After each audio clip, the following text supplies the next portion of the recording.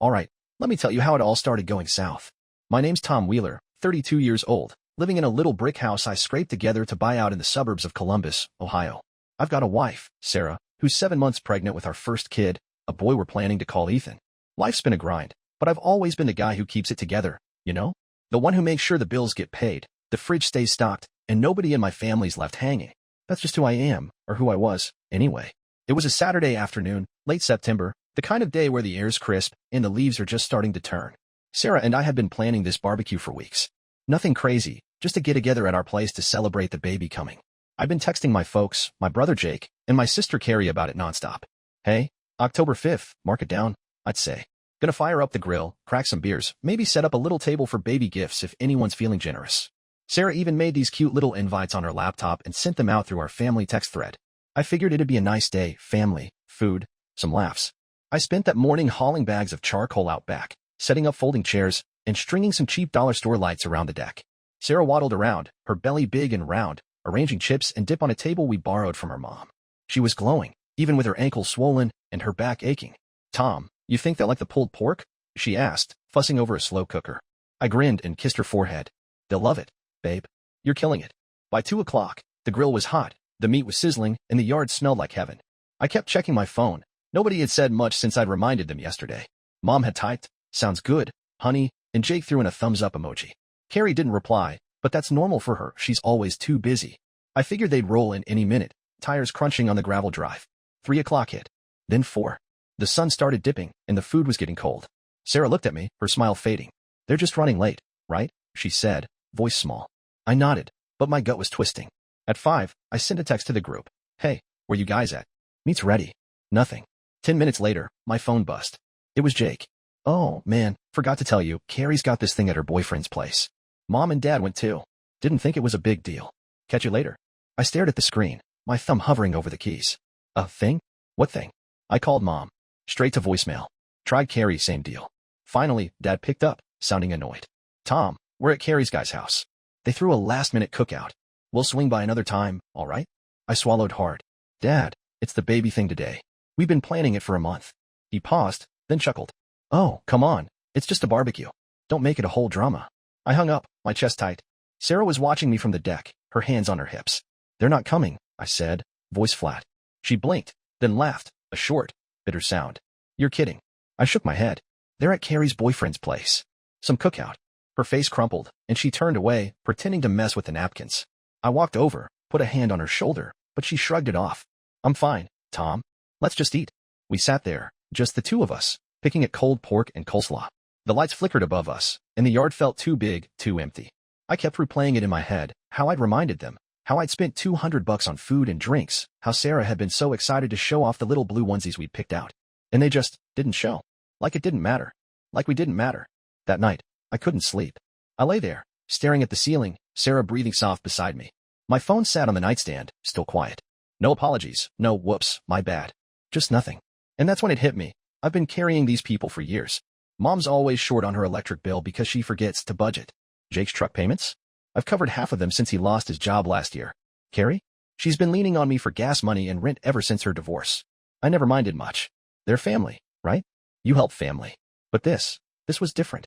The next morning, I was up early, coffee in hand, scrolling through my bank app. There it was, auto payments to Mom's utility company, a recurring transfer to Jake's account, Venmo history to Carrie for emergencies. Thousands of dollars over the years, quiet little lifelines I'd thrown them. And they couldn't even show up for one day. I set the mug down, hands shaking, and started clicking. Cancel. Delete. Decline. I didn't say a word to anyone, just cut the cords, one by one. By noon, the text started. Jake first. "Yo, Tom, my truck payment bounced. What's up?" Then Carrie. "Hey, gas bills due? You got me?" Mom called, left a voicemail. "Thomas, the lights flickered this morning. Did you forget to send the check?" I didn't answer. I sat on the couch, Sarah napping upstairs, and let the phone buzz itself silly. For the first time in forever, I didn't jump to fix it. I just sat there, listening to the silence between the pings, and felt something shift, like a weight lifting I didn't know I'd been hauling. That's when I knew. This wasn't just about a barbecue. This was about me, about Sarah, about the kid we're bringing into this world. And I was done being the guy who says yes when everyone else says no. They'd figure it out, or they wouldn't. Either way, it wasn't my mess anymore.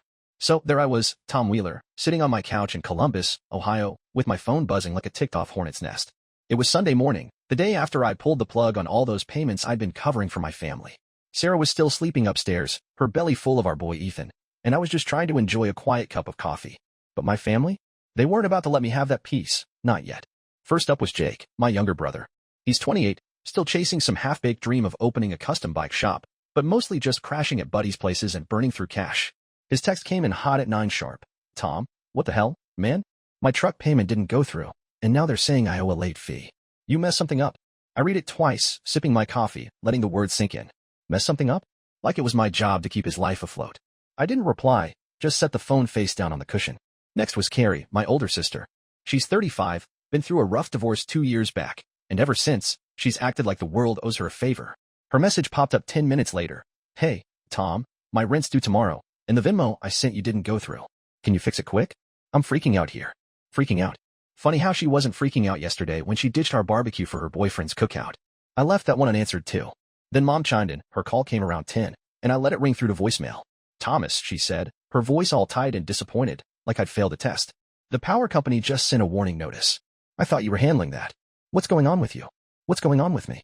I almost laughed out loud. I played the message again, just to hear that tone, like I was still 12 and forgot to mow the lawn. I deleted it and took another swig of coffee. By noon, it was a full-on storm. Jake called twice, left a voicemail ranting about how his truck was going to get repossessed if I didn't sort this out. Carrie texted again. Seriously, Tom, this isn't funny. I need that rent money today. Mom sent a follow-up. We need to talk, honey. This isn't like you. I sat there, watching the screen light up, and something clicked. They weren't sorry. They weren't asking how I was or why I'd stopped. They were mad that their free ride was gone. Sarah came downstairs around then, rubbing her eyes, her hair all messy from sleep. Who keeps blowing up your phone? She asked, easing onto the couch next to me. I handed it over, let her scroll through the mess. Her eyebrows shot up. Well, they're really losing it, huh? I nodded. Yep. Guess they noticed the gravy train derailed. She smirked, but it didn't reach her eyes. You okay with this? She asked, softer now. I shrugged. I don't know. Feels weird, but good weird, you know. We sat there for a bit, her head on my shoulder, the phone finally quieting down. I told her about the barbecue again, how I'd felt like a damn fool standing by that grill, waiting for nobody. How I'd spent years bailing them out. $500 here for Jake's truck, $200 there for Carrie's emergencies, monthly checks to Mom so her lights wouldn't go dark. I thought that's what you do, I said. You take care of your own. Sarah squeezed my hand. You did, Tom. They just didn't take care of you back. That afternoon, I decided to check the damage. I pulled up my bank account on my laptop, years of statements staring me in the face. I started adding it up, just out of curiosity. $2,000 to Jake over the last 12 months. $3,000 to Carrie since her ex walked out. Mom's utilities? Probably $4,000 over 3 years, give or take. That's $9,000, $9,000 I'd shelled out while working overtime at the warehouse, while Sarah and I saved for Ethan's crib and diapers. I leaned back, staring at the numbers. Jesus, I muttered. I've been an idiot. Sarah peeked over my shoulder. You're not an idiot. You're a good brother. A good son. They're the ones who screwed up. Maybe she was right, but it still burned. All that money, all that time, and they couldn't even show up for one lousy afternoon. I closed the laptop, done looking at it. They're gonna have to figure it out now, I said. I'm done playing ATM. Monday rolled around, and the panic really set in for them. Jake showed up at my door unannounced, banging on it like he was the cops. I opened it, and there he was, greasy ball cap, faded jeans, looking pissed. What's your deal, man? He snapped, stepping inside without asking. My truck's 2 days from getting towed, and you're just ghosting me? I crossed my arms, kept my voice steady. I didn't ghost you, Jake. I stopped paying your bills. Big difference. He blinked, like that didn't compute. You serious? After all we've been through, you're pulling this. I laughed, couldn't help it. All we've been through. You mean me covering your ass while you blow cash on beer and bike parts? His face went red. That's not fair, Tom. I'm trying to get my shop going. You know that. I shook my head. Trying ain't paying, Jake. I got a kid coming. I'm not your bank anymore. He stared at me, then stormed out, muttering something about me being a selfish jerk. I shut the door and leaned against it, heart pounding. That was the first time I'd ever told him no to his face. Carrie hit me up next, over the phone this time. Tom, I'm about to get evicted, she said, her voice all shaky, like she'd rehearsed it. I don't have the rent, and my landlord's not messing around. Please, I just need a little help. I took a deep breath. Carrie, I've been helping. For years. Where's your boyfriend at? Where's your job money? She got quiet, then snapped. Oh, so now you're judging me? Real nice, Tom. I didn't bite. Not judging. Just done. You're 35. Figure it out. She hung up on me. Mom was the last straw. She called that evening, and I picked up, figured I owed her that much. Thomas, she said, this is getting ridiculous. Jake's a mess, Carrie's crying, and I've got no heat tonight. What are you trying to prove? I gripped the phone tight. I'm not proving anything, Mom. I'm just tired. Tired of being the only one who shows up. You all ditched me and Sarah for that barbecue, and I'm supposed to keep paying your way. She sighed, long and heavy. It was one day, honey. We didn't mean to hurt you. I shook my head, even though she couldn't see it. One day for you. Years for me. I'm done. She didn't say much after that, just hung up quiet. I stood in my kitchen, the house dark except for a lamp in the corner, and felt the weight of it all. They were scrambling now, and I wasn't lifting a finger. For once, it wasn't my problem. And damn, that felt strange, but right. So, it's Tuesday now, a couple days after I shut down the money faucet for my family. I'm Tom Wheeler, 32, just trying to keep my head straight, while Sarah's 7 months pregnant with our boy, Ethan. Work at the warehouse was brutal that day, lifting crates, sweating through my flannel, but it kept my mind off the chaos blowing up my phone. I told Mom, Jake, and Carrie I was done bailing them out after they skipped our baby barbecue, and they weren't taking it quiet. I got home around 6, boots caked in mud, and Sarah was in the kitchen, stirring a pot of chili. She looked up, gave me that half smile she does when she's worried but won't say it. They hit you up again? She asked. I nodded, dropping my keys on the counter. Yeah. Jake's truck's on the line. Carrie's facing eviction. Mom's got no heat. Same song, different verse. Sarah ladled some chili into a bowl for me. They figure it out yet? I snorted. Nope. Just yelling louder. That night, they turned up the heat, figuratively, since Mom's place was still cold. Jake texted first. Tom, I'm screwed. Repo guy came by today. I need $600 by Friday, or the truck's gone. Come on, man, don't do me like this. I read it, felt that old tug in my chest, the one that says, he's your brother, help him. But then I remembered standing by that grill, waiting for nobody, and I let it sit. No reply. Carrie called next, crying. Real tears this time, not the fake stuff. Tom, the landlord's giving me till Thursday. I've got nowhere to go. I know I messed up, but please, I'm begging. I listened, my jaw tight. Carrie, I said, I've paid your rent half the time since your divorce. Where's it all going? She sobbed harder. I'm trying, okay? Things are hard. I cut her off. So's having a kid and a mortgage. I can't carry you anymore. She hung up, and I felt like a jerk, but only for a second. Mom showed up in person that night, knocking on my door at 8. Sarah let her in, and there she was, gray hair pulled back, coat buttoned tight, looking smaller than I remembered. Thomas, she said, sitting on my couch like she owned it. This has to stop. We're falling apart because of you. I stood there, arms crossed. Because of me? Mom, I've been holding you all together for years. I'm the one who's falling apart. She frowned. We didn't mean to skip your party. It was just bad timing. I shook my head. Bad timing's an excuse. You picked Carrie's boyfriend over me and Sarah. That's a choice. She stared at me, eyes wet, then got up. You're punishing us for one mistake. I didn't budge. No, I'm done paying for your mistakes. There's a difference. She left without another word, and Sarah squeezed my arm. You okay? She whispered. Yeah, I said, but I wasn't sure. Saying no to Mom felt like kicking a puppy. Wrong, but necessary. By Wednesday, they'd gone silent.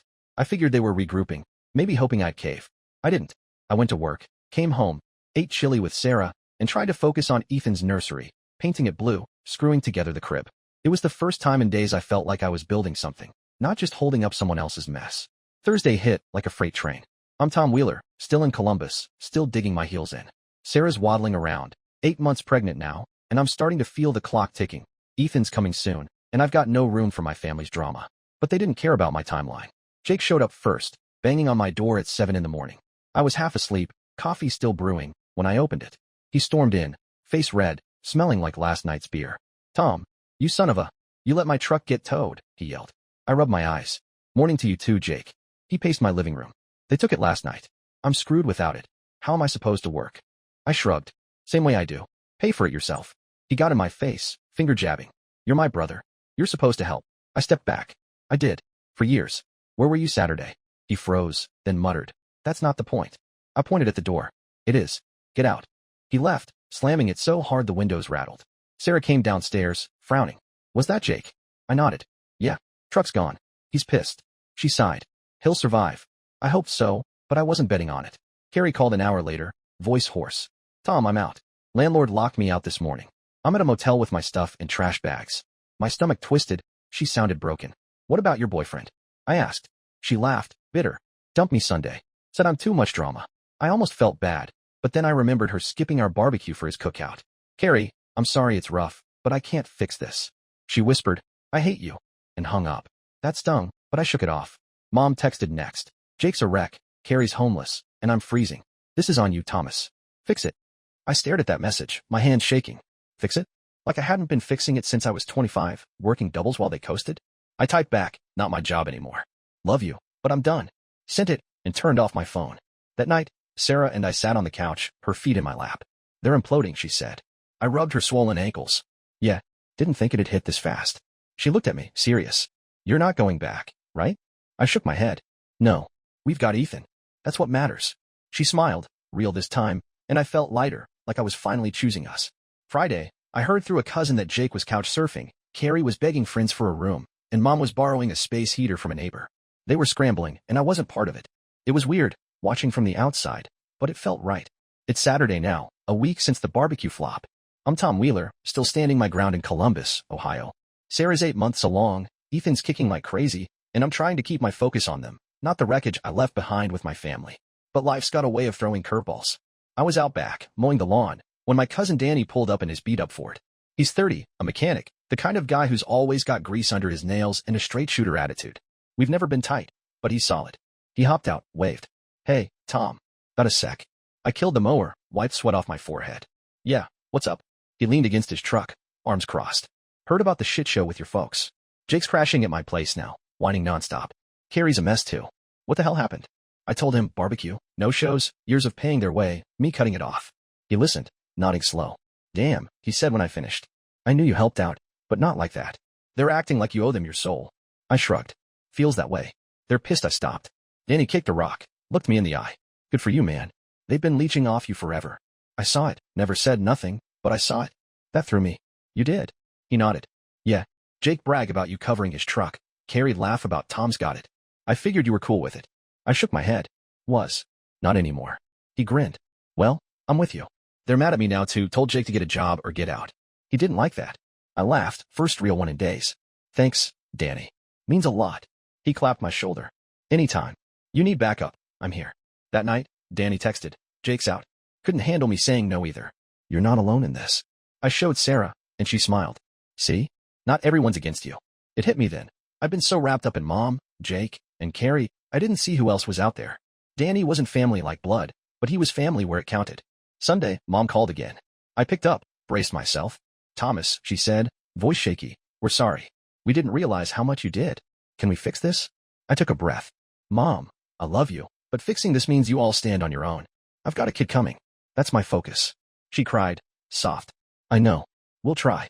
I hung up, hoping she meant it, but not holding my breath. It's been 2 weeks since I drew the line, and I'm Tom Wheeler, still here in Columbus, Ohio, figuring out what life looks like now.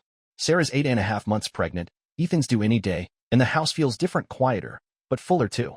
My family's chaos is still out there, but it's not my circus anymore. Jake got a part-time gig at an auto shop, thanks to Danny twisting some arms. He's still mad, won't talk to me, but he's off couches and paying his own way, barely. Carrie found a roommate on Craigslist, some girl she met at a bar, and moved into a cheap apartment. She texted me once, I'm sorry, Tom. I get it now. I didn't reply, not out of spite, just because I wasn't ready. Mom's cutting coupons, leaning on neighbors, and she's called a few times, softer each time. We miss you, she said last week. I miss them too, but not the old them. Work steady, and I'm banking what I used to send them. Sarah and I finished the nursery, blue walls, a rocking chair, a stack of diapers from a little shower her coworkers threw. Danny's been by twice, once with a toolbox to fix our leaky sink, once with a six-pack to shoot the breeze. He's not replacing Jake or Carrie, but he's something better, someone who doesn't need me to hold him up. Friday night, Sarah went into labor. I drove her to the hospital, hands shaking on the wheel, and 12 hours later, Ethan was here 6 pounds, loud as hell, perfect. I held him, tears in my eyes, and Sarah laughed, exhausted. We did it, Tom. We did. Not my family, just us. I called Mom after, told her about Ethan. She cried, happy this time. Can we see him? She asked. I paused. Yeah, but it's on my terms now. She agreed, and I felt a crack in the wall, not wide, but there. It's been a month since Ethan was born, and I'm Tom Wheeler, still in Columbus, Ohio, a dad now. Life's a whirlwind, diapers, late nights, Sarah's tired smiles, but it's mine, ours, and I wouldn't trade it. My family's still out there, piecing themselves together, and I'm watching from a distance, figuring out what comes next. Mom came by last week with a knitted blanket, her hands shaky as she handed it over. For Ethan, she said, eyes on him, not me. I let her hold him, and she cried again. We messed up, Thomas. I see that. I nodded. Yeah, you did. But he's here, and you're here now. It wasn't forgiveness, not yet, but it was a start. Jake sent a text, congrats, man. He's cool. Short, but it's something. Carrie mailed a onesie, No note, just the gift. Small steps, all of them. Danny's my rock, though. He brought over a car seat he fixed up, stayed to help me build a shelf. You're doing good, Tom, he said. Don't let him drag you back. I won't. I've got Sarah, Ethan, a little crew of my own now, people who show up without asking for my wallet. Looking back, cutting them off was harder than I thought. I used to think family meant carrying everyone, no matter what. Now I know it's about who carries you back. Mom, Jake, Carrie, they're learning, slow, and maybe we'll rebuild something. But Ethan's my line in the sand. He'll grow up with a dad who says no when it matters, who builds instead of just fixes. Last night, I stood over his crib, watching him sleep. Sarah leaned on me, whispering, "You're enough, Tom." I believed her. I'm not the guy I was, not the bank, not the doormat. I'm just me, and that's plenty.